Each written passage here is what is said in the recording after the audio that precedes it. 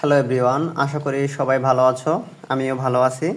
আজ আমি প্যাসিভ অনুবাদ নিয়ে আলোচনা করব। মানে অনুবাদের দুটি বাক্য নিয়ে আলোচনা করব, যেটা প্যাসিভ অনুবাদ। চলো শুরু করি যে কিভাবে প্যাসিভ অনুবাদ করতে হয়। হ্যাঁ, প্যাসিভ অনুবাদ করার আগে আমাদের কিছু বিষয় মাথায় রাখতে হবে, যে অ্যাক্টিভ এবং প্যাসিভ এই দুইটা সম্পর্কে ভালো ধারণা থাকতে হবে। চলো অ্যাক্টিভ এবং প্যাসিভ এটা কেমন কি এটা জেনে নেই। অ্যাক্টিভ হচ্ছে একদম সহজ, যেটা আমরা ভার্বের কাজটি যখন দেখব যে ভার্বের কাজটি সাবজেক্ট করছে তখন ওটি অ্যাক্টিভ, এবং ভার্বের কাজটি সাবজেক্ট যদি না করে ওটি প্যাসিভ। যেমন সুমন ইটস রাইস, সুমন ভাত খায়। তাহলে এই যে ইট অর্থ খাওয়া, খাওয়ার কাজটি সুমন করছে, মানে ভার্বের কাজটি যখন সাবজেক্ট ডিরেক্ট করবে তখন এটি অ্যাক্টিভ। খাওয়ার কাজ সুমন করছে, যার কারণে এটা অ্যাক্টিভ। এবং প্যাসিভ ইটেন, খাওয়া, তাই না?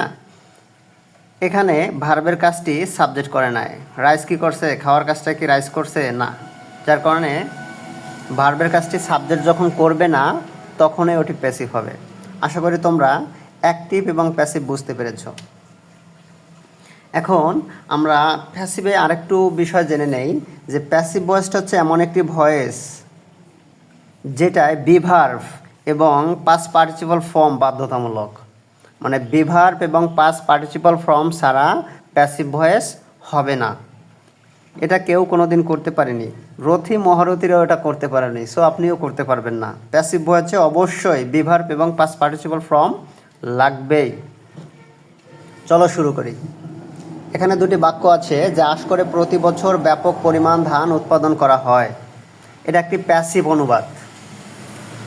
এখন এটা কোনটা সাবজেক্ট কোনটা অবজেক্ট বা কিভাবে আমরা অনুবাদটা শুরু করব, এটা কিভাবে বুঝবো? প্রথমেই আমরা দেখব যে এই সেন্টেন্সটির মধ্যে কোনটি ভার্ব। আশ করে প্রতি বছর ব্যাপক পরিমাণ ধান উৎপাদন করা হয়। আমরা বুঝতেই পারছি যে উৎপাদন করা হয় এটাই একটা ভার্ব। উৎপাদন করা হয় এটাই একটা ভার্ব। এটা একটা কি?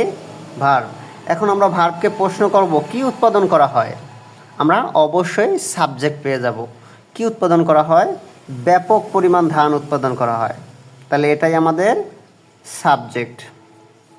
এখন আমরা এটি ট্রান্সলেট করব। কি উৎপাদন করা হয়? ব্যাপক পরিমাণ ধান। এর ইংলিশ কি? এ হিউজ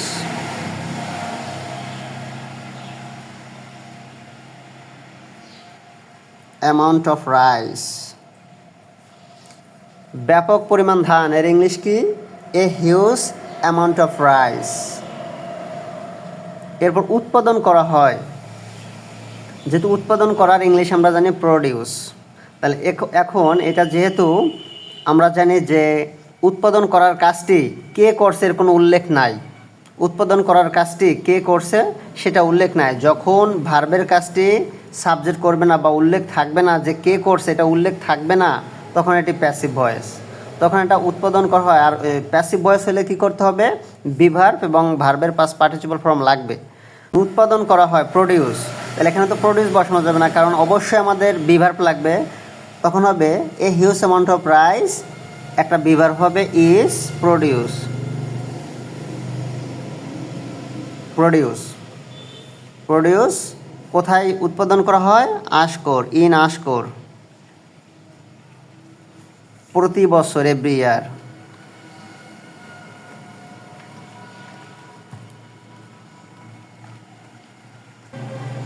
আশা করি বুঝতে পেরেছো ঠিক, যে আশ করে প্রতি বছর ব্যাপক পরিমাণ ধান উৎপাদন করা হয়।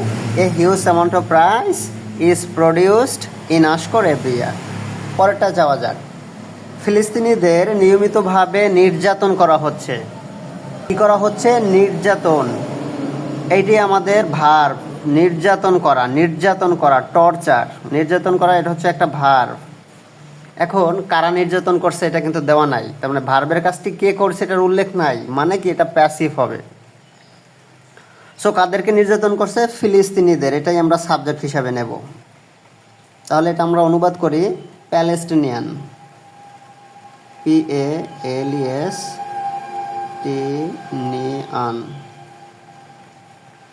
প্যালেস্টিনিয়ান।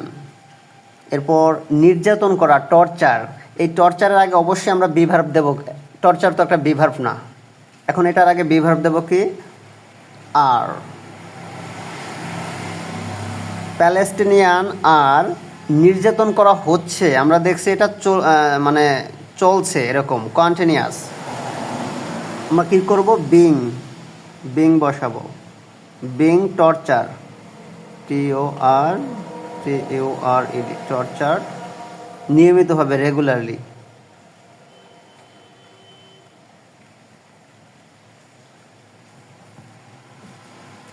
ফিলিস্তিনিদের নিয়মিতভাবে নির্যাতন করা হচ্ছে, এর ইংলিশ কী হবে?